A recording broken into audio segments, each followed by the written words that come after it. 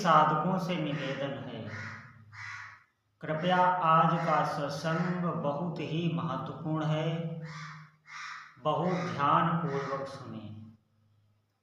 आपको जीवन की अगर उच्चतम अवस्था पे जाना है, इस मनुष्य जीवन का भरपूर लाभ लेना है, तो बहुत महत्वपूर्ण होने वाला आज का सत्संग है। बहुत ध्यानपूर्वक सभी साधक, सभी उपासक सुने और लाभ लें। देखिए, मैं आज आपको बता रहा हूँ कि भगवान के नाम जप में आप कहाँ तक पहुँच सकते हैं। जो सबसे ऊंचाई की अवस्था है वो आपको प्राप्त हो सकती है। आप ये मौका चूकिए मत। निश्चित मानिए कोई भी साधना नहीं, अगर आप ये मौका चूक गए तो बहुत बड़ी हानि हो जाएगी। देखिए, हम हैं तो भगवान के अंश। अंश का मतलब हम उन्हीं जैसे हैं, बिल्कुल। आप विश्वास करें इस बात पर। लेकिन हम इन इंद्रियों और मन के ऐसे अधीन हो गए हैं कि हमारी दुर्दशा हो रही है इस संसार में। छोटी छोटी बातों को लेकर हम परेशान हैं, छोटी छोटी वस्तुओं को लेकर हम चिंतित हो जाते हैं। देखिए क्या हमारी मूढ़मती है, जबकि हम सामने देख रहे हैं, हम सब कुछ देख रहे हैं। हमारे कई प्रियजन जो इस संसार से चले गए, उनके शरीर नष्ट हो गए। कई आने जाने वाले कई मुसाफिरों की तरह चल रहा है। हमारे सामने ही कई लोगों का प्राणांत हो गया, कई लोगों को जीवन नष्ट हो गया, हम सब देख रहे हैं।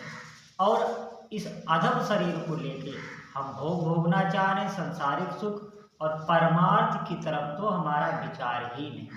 और उस पर भी हम सवाल करते हैं, ये क्या है? ये है हमारे अंतःकरण की मलिनता। आप ध्यान देना, भगवान का नाम जब साधक करता है तो नाम जब धुलाई करता है, सफाई करता है, बहुत ध्यानपूर्वक हमारी बात सुनना। नाम जब आपके पिछले पापों को समूलता नष्ट करने में समर्थ है, और कोई साधना ऐसी नहीं। और जब वो उन अशुभों को नष्ट करता है तब थोड़ी तकलीफ होती है। हो सकता है भय हो सकता है छोटे मोटे दुख आए, हो सकता है आपको अंदर से जलन हो, आपको क्रोध आवे, कोई भी आवेश आ सकता है। कोई दुख ऐसा नहीं आएगा जो आपको हिला सके, परेशान कर सके, क्योंकि आपके साथ नाम है। तो ये अब आप उदाहरण से समझें। जब आप किसी छोटे बच्चे की साफ सफाई करते हैं, उसको नहलाते हैं, धुलाते हैं, तो देखना आप वो कितना रोता है, कितना चिल्लाता है, अज्ञानवश। और जब बड़ा हो जाता है तो अपने हाथ अपनी सफाई करने को आतुर होता है, अपने हाथ साफ रहने की कोशिश करता है। ये क्यों? वो उस समय अज्ञान की अवस्था में है।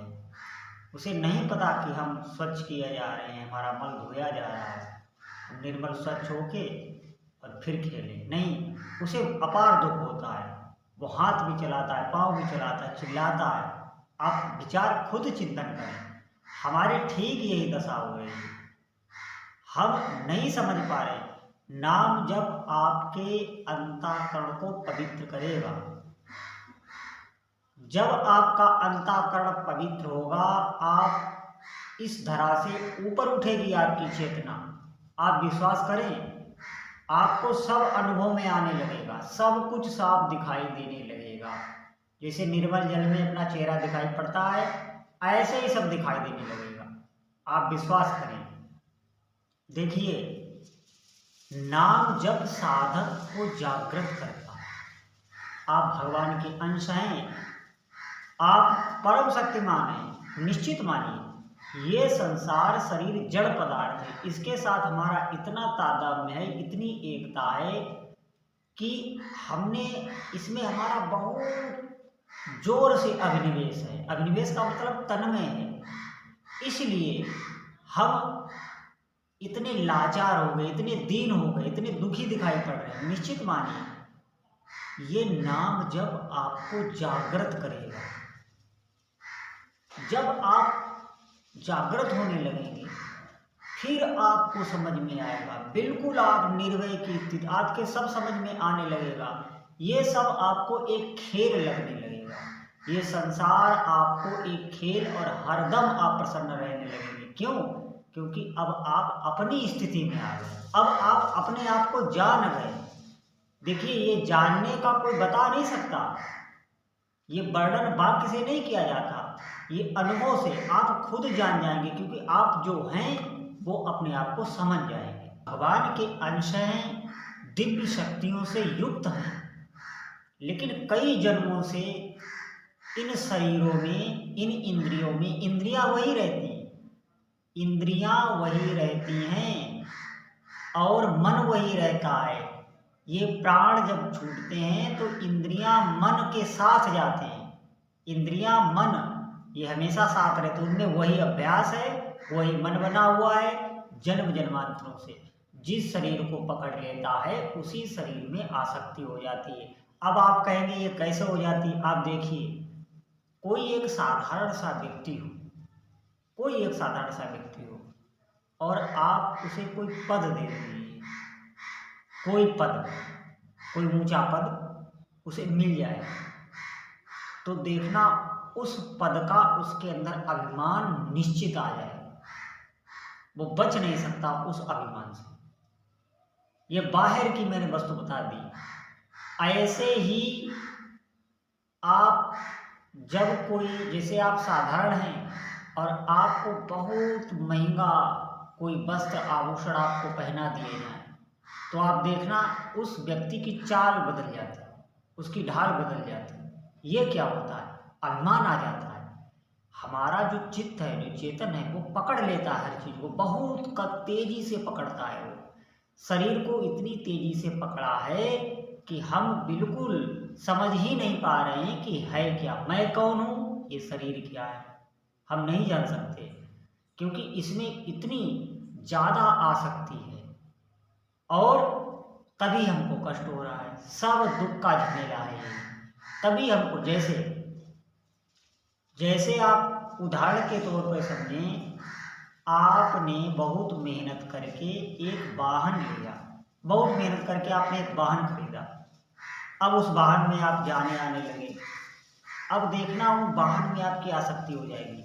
वाहन को अगर कोई तोड़ दे, वाहन को अगर कोई क्षतिग्रस्त कर दे, तो आपको देखना अपार कष्ट हो जाएगा, हो सकता है आपकी नींद तक चली जाए। ये क्या, वाहन तो आपका शरीर नहीं है, लेकिन दुख उतना ही हो रहा है। क्यों? इसी को कहते हैं अभिनिवेश, इसी को कहते हैं ग्रंथि, जो जड़ चेतन की ग्रंथि है। ये मैं समझाने की कोशिश कर रहा हूँ, आप समझ सकते हैं इन बातों को, देख नहीं सकते, अनुभव कर सकते हैं। देख तो आप तब सकेंगे जब आप खुद जागृत हो जाएंगे, आप उस तत्व में जो आप हैं उसमें स्थित हो जाएंगे, इस जन्म मर के चक्कर से मुक्त हो जाएंगे, जीते जी इसी शरीर में रहते हुए मुक्त हो जाएंगे।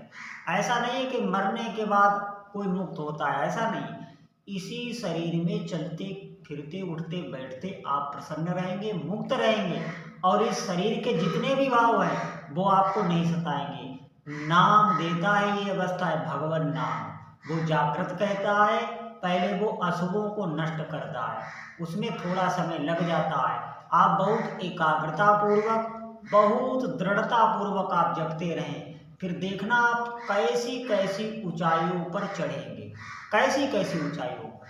देखिए जो हम लोग हैं, मैं सबकी बात कर रहा हूँ, हम भगवान के अंश हैं, उन्हीं से हम प्रकट हुए, उन्हीं ने हमको बनाया, उन्हीं ने हमको प्रकट किया है। पूरी शक्ति भगवान की हम में विराजमान है।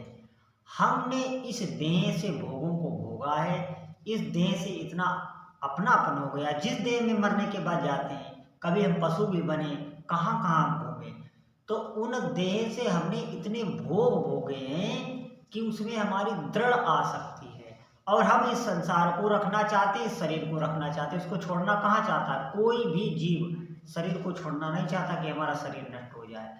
और भगवान में क्या है, भगवान इस शरीर को बनाने वाले हैं, जड़ चेतन दोनों को बनाने वाले हैं, इसीलिए उनको परमात्मा कहते हैं।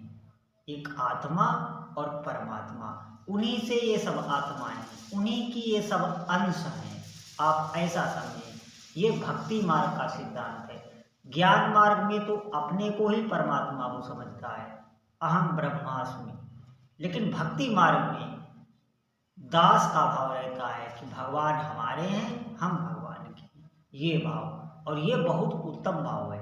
आप देखना, आप में अपूर्व शक्तियां विराजमान हैं, अपूर्व शक्तियां विराजमान हैं, लेकिन इन इंद्रियों और भोगों ने हमको बहुत लाचार बना दिया, बहुत दुखी बना दिया। आप देखना, जितना कोई धर्मशील व्यक्ति होगा, जितना कोई धर्मशील व्यक्ति हो, चाहे वो किसी भी पदाधिकार पे हो, आप देखना वो उतना ही निर्भय होगा, उतना ही वो थोड़ा अंदर से मजबूत होगा, बहुत मजबूत होगा। और जितना कोई विषयी होगा, चाहे जितने भी ऊंचे पद पर हो, जितना वो भोगों का गुलाम होगा, धन स्त्री इनके चक्कर में जितना वो भोगों का गुलाम होगा, उतना आप देखना वो पल पल में क्रुद्ध होगा, पल पल में दुखी होगा, और उसकी स्थिति बहुत नीचे कोट की होगी। वो भयभीत रहेगा अंदर से हमेशा। ये बात आप गांठ में बांध लें। आप भगवान का नाम जप करें और धर्म से चलें। धर्म से चलने का मतलब है किसी को हम दुख ना देने की कोशिश करें, यही धर्म का मूल स्रोत है। जो अपने को अच्छा ना लगे वो दूसरे के साथ ना करें, और भगवान के नाम का आप जप करें। फिर आप देखना आप जागृत होने लगेंगे। ये जप क्या करेगा, ये आपके पिछले पूर्व संचित तो नष्ट कर देगा, सब बिल्कुल नष्ट कर देगा, और वर्तमान में आपसे कोई भी ऐसी क्रिया नहीं होने देगा जो पाप की हो, क्योंकि ये विवेक जागृत कर देता है। सोते हुए भी नाम जापक से पाप क्रिया नहीं बनती। आप विश्वास करें इस बात पर। अभी अगर हो रही है वो यूं हो रही है, वो पूर्व अभ्यास बस हो रही है। जैसे आप ध्यान देना, जैसे हम किसी बर्तन में अगर कपूर रखे रहें, उसका ढक्कन बंद कर दें और उसमें कुछ समय तक कपूर रखे रहें, अब हम क्या करें, उस कपूर को हमने बाहर निकाल दिया। अब उस बर्तन को हम बार बार धो रहे हैं, मांज रहे हैं, फिर रख दिया, तो हम उसमें जब सुगंध लेते हैं, देखते सूंघते, तो उसमें देखना कपूर की गंध आती रहती है। ठीक इसी प्रकार हमने छोड़ दिया, संकल्प ले लिया, सब पुराने कर्मों को हमने छोड़ दिया, हम नाम जप भी कर रहे हैं, लेकिन वो स्वभाव बस कुछ ना कुछ पाप होते रहेंगे, उनको नाम खत्म करता रहेगा। आपकी कोशिश नहीं, आप बिल्कुल छोड़ चुके हैं, लेकिन वो स्वभाव बस हो रहे हैं। तो आप दुखी ना हो। सब कर्मों को क्यों ये मिटाता है, पापों को क्यों ये पाप नहीं नाम जप होने देता, क्यों? क्योंकि आपका आगे का जीवन इसे दिव्य बनाना है, आपको महापुरुष बनाना है। महापुरुष का आप समझे, पुरुषों में जो महान, जिनकी गाथाएं गाई जाती हैं, आप खुद वो बन सकते हैं। ये भगवान ने हमको मौका दिया इस मनुष्य शरीर में। आप हमारी बात को समझें, बहुत ऊंचाई तक आप जा सकते हैं, सिर्फ और सिर्फ भगवान नाम जप का प्रयोग करके। अहर्निश आप नाम जपें, फिर देखें आप कितनी ऊंचाइयों पर चढ़ते चले जाएंगे। जिन सिद्धियों के बारे में आपने सोचा है, जिनकी आपने कल्पना की है, वो सिद्धियां नाम जापक के आसपास स्वयं आने लगती हैं, सांसारिक वैभव स्वयं आने लगता है। आप विश्वास करें और मेरी इन बातों पर चिंतन भी करें।